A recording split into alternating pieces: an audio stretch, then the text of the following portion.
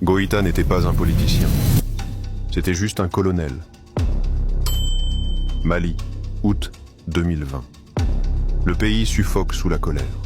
La rue gronde, l'armée doute, le pouvoir vacille. Et puis, un matin, le président tombe. Un groupe de militaires prend le contrôle. Pas d'hymne, pas de drapeau brandi. Juste une annonce. Sobre militaire. En tête, un nom, Assimi Goïta. Presque inconnu. Pas d'orateur, pas de visage de campagne. Un colonel calme, droit, silencieux. Ils installent un civil pour rassurer. Bah, Ndao. Le monde applaudit. Une transition est lancée sur le papier, mais sur le terrain, tout reste figé. Les attentes, elles, continuent de brûler.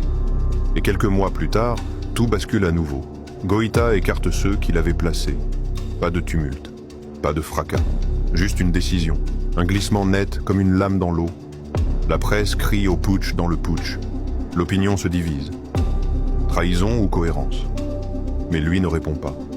Il avance. Il ne regarde pas les caméras. Il regarde le Mali. Il réoriente les alliances. Il dit non aux bases françaises. Non aux injonctions. Non aux formes anciennes du pouvoir. Ce n'est pas un non pour diviser. C'est un non pour respirer. Un non comme un souffle qu'on retient depuis trop longtemps. Certains l'appellent froid. D'autres opaque. Mais dans les villages, on murmure que peut-être, cette fois, quelque chose a vraiment changé. Parce qu'en silence, Goïta a imposé une chose rare en politique, la constance.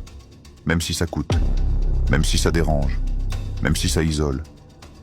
Il a trahi un compagnon d'armes, mais peut-être pour rester fidèle à ceux qui n'avaient plus rien. Et si la fidélité, ce n'était pas à un homme, mais à une idée? Et si parfois, la pire trahison, c'était d'abandonner une révolution à mi-parcours?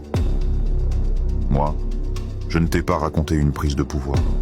Je t'ai raconté un silence qui gouverne.